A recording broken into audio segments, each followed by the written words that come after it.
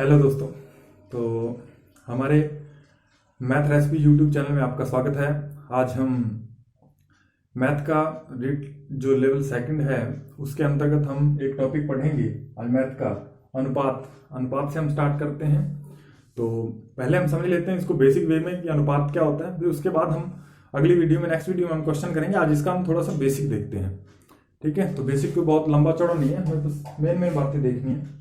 तो देखिए भाई, अनुपात क्या होता है। तो सबसे पहले हमें अनुपात के बारे में पढ़ना है। तो इसके लिए हमें ये देखना होगा कि अनुपात क्या होता है। तो जब भी हम दो राशियों में तुलना करेंगे, दो राशियों में जब भी हम तुलना करते हैं तो हम अनुपात के जरिए इसमें तुलना करते हैं। तो अनुपात हमें ये बताता है कि दो राशियों में कोई राशि किसी और दूसरी राशि की कितने गुना है, ठीक है। जैसे यहाँ पे 2:3 दिख रहा है, तो ये 2 का जो 3 है ये कितने गुना है, 1.5 गुना आपको दिख रहा होगा, ठीक है। तो यहाँ पे अनुपात हमारे पास दो संख्याएं विभिन्न रूपों में लिखी जा सकती है, अनुपात के फॉर्म में लिखी जा सकती है। जैसे कोई और अनुपात हम ले लेते हैं 4:3, ठीक है, 4:3, ठीक है। तो यहाँ पे हमारे पास एक और नोटेशन दिया अनुपातों में। तो अनुपातों में हमें क्वेश्चनों में हमें अनुपात को पहले समझना है, फिर उसके जैसे यहाँ पे 0.3। तो जब भी हमें ऐसा कहीं भी दिखेगा पॉइंट में दशमलव रूप में लिखा हुआ दिखेगा, तब हमें क्या करना है, इस दशमलव को हमें हटाना है। तो हम इस दशमलव को यहां से हटाएंगे तो बटा में क्या आ जाएगा, 10 आ जाएगा, ठीक है भाई। तो इसको जब हम सिंप्लीफाई करेंगे तो ये आ जाएगा हमारे पास। अनुपात को हमें हमेशा क्या पूर्णांक में लिखना है, कोशिश करनी है कि अनुपात को हम पूर्णांक में ही लिखें ताकि हमारी कैलकुलेशन जो है वो थोड़ी अच्छी और कम हो कैलकुलेशन, ठीक है। तो यहाँ पे हम देखते हैं ये 0:3 लिखा था, अनुपात 1, ठीक है। तो हमने पॉइंट को हटाया, बटा में 10 आ गया। अब हमें ये जो बटा में 10 दिख रहा है इसको भी हमें हटाना है। तो हम अनुपात को किसी भी संख्या से गुणा कर दें। जैसे यहाँ पे मेरे पास था, इसको मैंने 2 से गुणा कर दिया, तो अनुपात जो है वो चेंज नहीं होता। तो ये अनुपात हो जाएगा 8:6, तो ये हमारे पास आ जाएगा। तो अभी भी ये 4:3 ही, आप इसको काटोगे वापिस तो ये फिर से कट जाएगा, 4:3 ही आ जाएगा, ठीक है भाई। तो ये दोनों सेम थे, यानी किसी से हम गुणा कर दें किसी भी नंबर से तो अनुपात में कोई फर्क नहीं पड़ता, ठीक है भाई।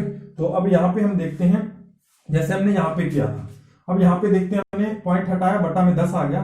तो हम क्या करते हैं, पूरे अनुपात को 10 से गुणा कर देते हैं। तो ये हमने गुणा 10 से कर दिया, और गुणा 10 से करते ही ये 10 कट जाएगा। जब हम इसका गुणा इससे करेंगे तो ये तो आ जाएगा यहाँ पे 3 अनुपात। अब ये 1 का गुणा 10 से होगा तो कितना आ जाएगा, 10, ठीक है।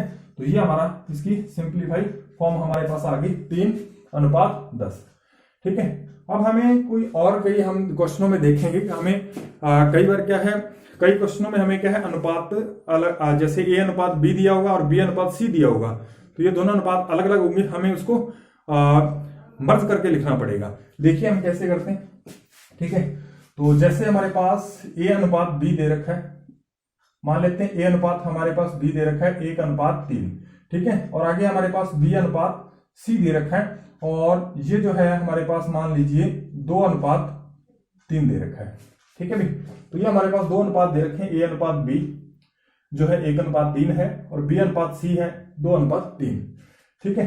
तो यहां पे हमें क्या देखना, अब हमें अनुपात चाहिए ABC, A:B:C, ठीक है, ये वाली वैल्यू हमें चाहिए। तो हम क्या करेंगे, यहाँ पे 1:3, तो हमें देखना होगा A की वैल्यू यहाँ पे कितनी दिख रही है, 1, और B की वैल्यू जो है अनुपात की फॉर्म में कितनी दिख रही है, हमें 3 दिख रही है।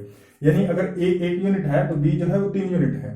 तो सबसे पहले हमें ये समझना होगा कि अनुपात की कोई यूनिट नहीं होती, ये यूनिट लेस होता है, ये यूनिट लेस होता है, अनुपात की कोई यूनिट नहीं होती, ठीक है।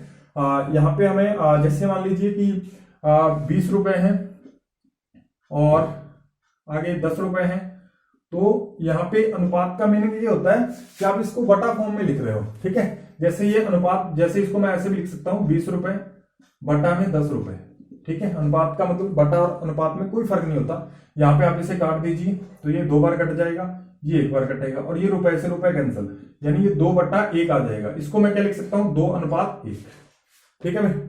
तो अब यहाँ पे देखते हैं, तो ये यूनिट लेस होता है, एक बात हमें ये पता चली। और दूसरी बात ये, जैसे हमारे पास A की वैल्यू 1 आ रही है, B की वैल्यू 3 आ रही है, यहाँ पे हम देखेंगे तो B की जगह 2 आ रहा है, यहाँ पे B की जगह 3 आ रहा था।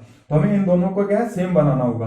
तो यहाँ पे हमें 3 दिख रहा है, यहाँ पे हमें 2 दिख रहा है, तो 3 और 2 को हमें क्या है एक जैसा बनाने के लिए हम क्या करते हैं, यहाँ पे ये जो हमें अनुपात दिख रहा है इसको हम क्या करते हैं अभी 2 से गुणा कर देते हैं, ठीक है। और इसको हम क्या करते हैं अभी 3 से गुणा कर देते हैं। अब यहाँ पे क्या होगा, ये हमारे पास a की वैल्यू 2 बन गई क्योंकि इसको 2 से गुणा करेंगे, और b कितना हो गया 3 दूनी 6 हो गया b। अब यहाँ पे देखते हैं भाई, तो ये 2 तिया 6 और ये 3 तिया 9, यहाँ पे भी b कितना हो रहा है 6, यहाँ पे भी 6। a की वैल्यू कितनी आ रही है 2 एकम 2 आ जाएगी, और b की वैल्यू कितनी आ जाएगी 3 दूनी 6, तो यहाँ पे b की वैल्यू कितनी आ रही है 6, और c की वैल्यू देख लेते हैं हम 3 तिया 9, तो ये c हमारे पास आ रहा है 9, ठीक है। तो ये हमारे पास जो है ABC की वैल्यू आ गई। ये हमने, इसको हम कहते हैं अनुपातों को मर्ज करना, ठीक है। ये हमने ABC को मर्ज करके लिखा इस रूप में, तो ये हमारे पास 2:6:9 आ गया, ठीक है। तो एक बात आपको ये पता होनी चाहिए, एक क्या है हमारे पास समानुपात हमें पढ़ना होगा, हमारे सिलेबस में है समानुपात। तो समानुपात क्या होता है, जैसे हमारे पास 2 अनुपात जब सेम हो जाए, जैसे ये 4:3 है, ठीक है, और ये समानुपात का निशान है, ऐसे 2 अनुपात, आप जैसे अनुपात ये भी अनुपात ये भी अनुपात, तो 4 जब आप ये डॉट लगा देते हो तो ये समानुपात बन जाता है। अब देखिए भी समानुपात में हमें क्या करना होता है, जैसे यहाँ पे 4:3 दिख रहा है, तो वहां पे भी ऐसा ही रेशो होगा, यानी हमारे पास A रेशो जो B है A/B, ठीक है, बराबर क्या होना चाहिए C/D, यानी जो रेशो A का B के साथ है वो C और D का होना चाहिए, और ये दोनों आपस में बराबर होने चाहिए। अब यहाँ पे हम देखते हैं 4:3 हमें दे रखा है रेशो, तो दूसरा भी 4:3 बनना चाहिए। जैसे ये हमने इसका जैसे ये 16:12 मैंने लिख दिया, तो अभी इसको काटोगे तो ये 4:3 बन रहा है, तो ये दोनों रेशो जो है हमारे पास समान आ गए, ठीक है। इसमें हमें ये बात ध्यान रखनी है कि इस रेशो के अंदर A/B और बराबर होता है C/D के, यानी यहाँ पे जो अनुपात बनेगा, यहाँ पे जो अनुपात बन रहा है, ये दोनों सेम आएंगे। जैसे ये 4:3 है, तो इन दोनों के बीच भी अनुपात कितना होगा 4:3 होगा, ठीक है। और एक बात और हमें ध्यान रखनी है, इस फॉर्मूले पे यहाँ पे हमें किस तरीके के क्वेश्चन पूछेगा, कोई एक वैल्यू को छुपा लेगा, जैसे यहाँ पे डी को मिस कर दिया, डी की वैल्यू हमसे पूछेगा, तो ये वैल्यू हमें 3 दे रखी होंगी और एक हमें डी की वैल्यू निकालनी है। तो यहाँ पे आपको ध्यान रखना है, ये पहले और अंतिम इन दोनों का गुणा और ये इन दोनों बीच वाले का गुणा क्या होता है बराबर, ठीक है। यानी अगर मैं इसको दर्शाऊं तो ये आ जाएगा A/B समानुपात C/D। तो इसको मैं इस तरीके से लिख सकता हूं कि A का जो B के साथ अनुपात है वही अनुपात C का D के साथ है।